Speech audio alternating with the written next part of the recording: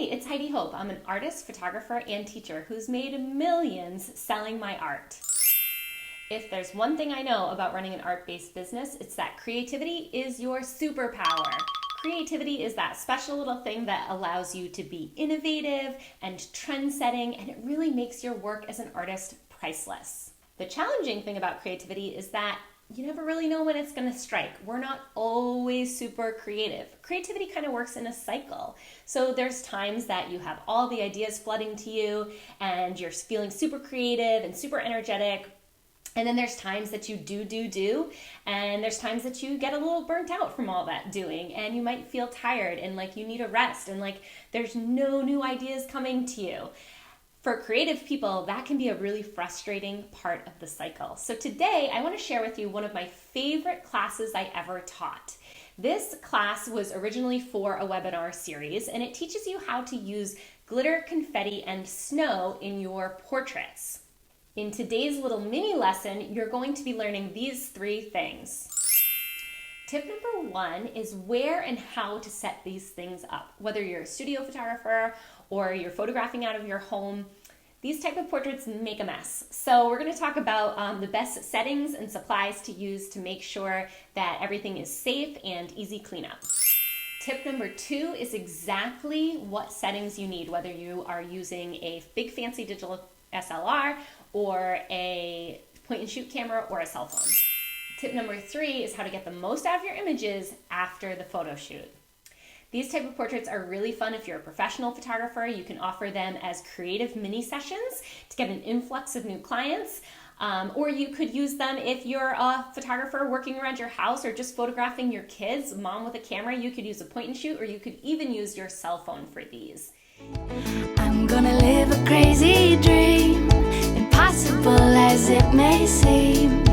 Doesn't matter what the future brings, I'm gonna live a crazy dream. And I wanna hold the whole wide world right here in my open hand.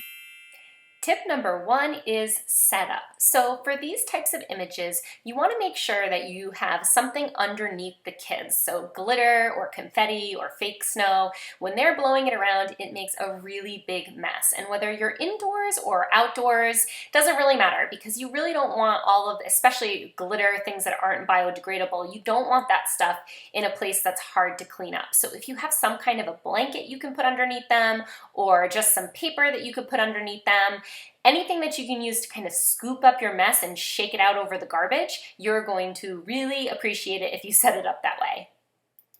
Another super important thing to consider is the safety of your subjects. You never want them to get glitter in their eyes. So whether they're blowing glitter or they are throwing glitter, you want to make sure that they're blowing it away from themselves and towards the camera. So you want their fingertips to be open and flat, just like that, so that the glitter doesn't blow back into their face.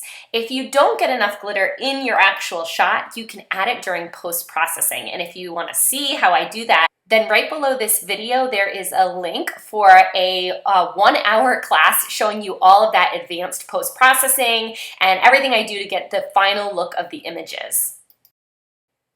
Okay, tip number two is your camera settings. So the most important thing, no matter what type of camera you have, is that you're using a fast shutter speed, because your subject will be moving and the glitter will be moving. And if you want to catch that glitter in motion, you need that fast shutter speed.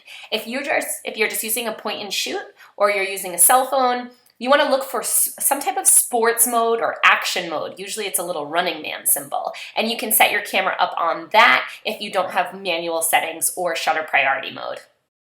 If you'd like to learn more about exactly what camera settings I use, you can click on the free webinar link below.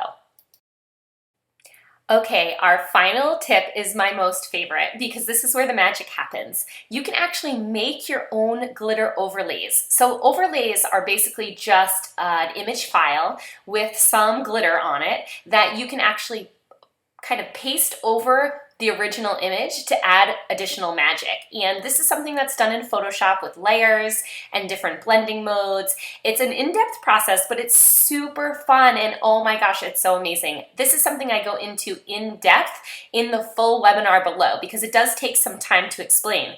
I teach you how to make your own overlays, and you also get a free set of my overlays that I created during the making of this video. So if you're interested in learning that process and how to add magic to your glitter images, register using the link below.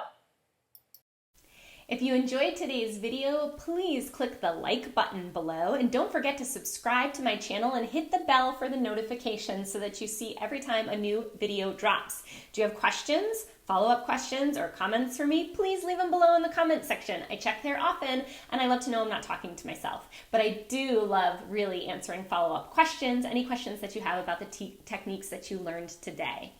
If you want to see this webinar in its entirety, well, it's actually a mini course. It's about an hour long. If you're ready to sign up for that free class, the link to sign up is right below this video. Thanks for watching. Have a great day.